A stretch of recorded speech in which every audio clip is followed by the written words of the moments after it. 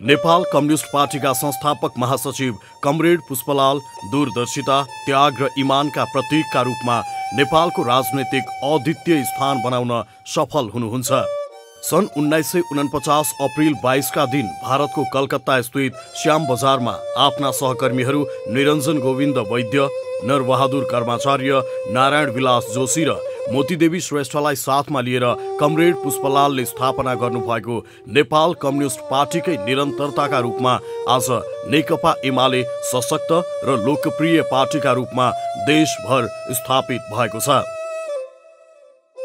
नेपालमा कम्युनिस्ट विचारधारा भित्र्याउने, त्यसलाई संगठनका माध्यमबाट जनतामा लैजाने र परिवर्तन सम्भव छ भन्दै साहसका साथ शून्यबाट काम सुरु गर्ने नेता भएकै कारण पुष्पलाल आज पर्यन्त हामी सबैका लागि आदर्श र प्रेरणाका स्रोतका रूपमा रहिरहनु भएको छ।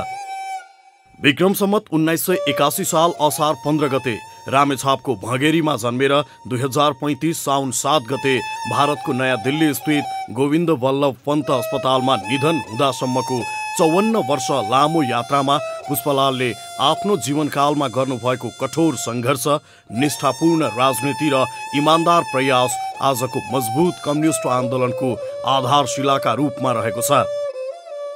कम्युनिस्ट पार्टीको संस्थापक महासचिवलाई पहिलो महाधिवेशन गर्न नदिएरै बिचैबाट हटाइँदा महाधिवेशनबाट निर्वाचित भएकाहरू 2017 पुस 1 गतेको शाही कुलाई समर्थन गर्दै विचलित हुँदा र आफ्ना कैयौं सहयोद्धाहरूले सैद्धान्तिक र संगठनात्मक मतभेद देखाउँदै आफूलाई छाडेर अलगिदा समेत पुष्पलाल विचलित हुनु भएन।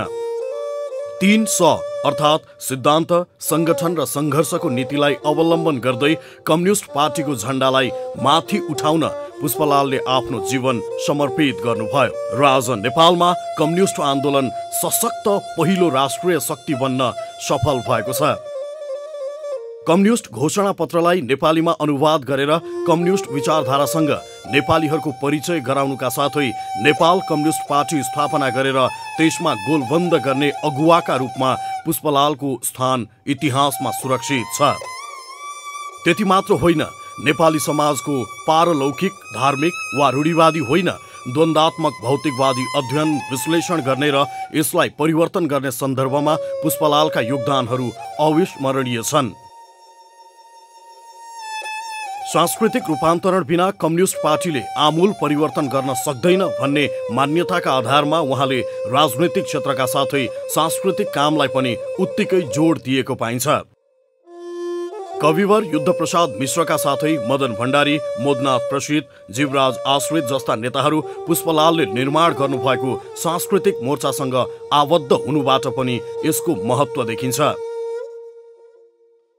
एक दलीय निरङ्कुश र हुकुमी पञ्चायती व्यवस्थालाई फाल्नका लागि कम्युनिस्ट र कङ्ग्रेस बीच संयुक्त मोर्चा बनाउनु पर्छ भन्दा अनेक आरोप खेप्नु परे पनि कमरेड पुष्पलालले आफ्नो नीतिलाई कहिल्यै छाड्नु भएन।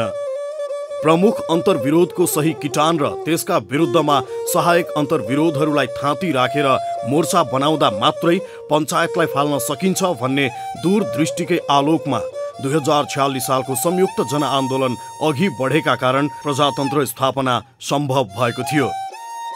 नेताका रूपमा स्थापित हुन उसले कुनै पद प्रतिष्ठा पायो वा पाएन भन्ने आधारमा होइन, उसले अघि सारेका नीतिहरूले सफलता पाए वा पाएनन् भन्ने आधारमा मूल्याङ्कन गर्नुपर्छ भन्ने उदाहरण पुष्पलाल हुनुहुन्छ।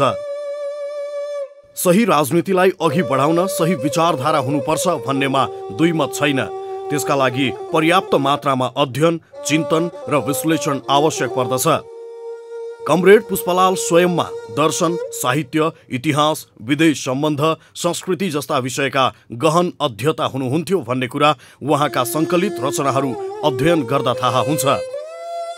इतिहासको गहिरो अध्ययन गर्दै नेपालको मौलिकता र विशेषता अनुरूप कम्युनिस्ट पार्टी अघि बढ्नुपर्छ भन्ने कुरामा कमरेड पुष्पलालले राजनैतिक दस्तावेजहरूका साथै आफ्ना रचनाहरूमा पनि महत्त्वका साथ उल्लेख गर्नुभएको छ। यतिसम्म कि त्यस कठोर सङ्घर्षकालमा समेत क्रान्तिपछि कम्युनिस्ट पार्टी सत्तामा गएपछि के र कसरी काम गर्नुपर्छ भन्ने सम्मका विषयहरू पुष्पलालले सोच विचारका साथ उठाउनु भएको पाइन्छ।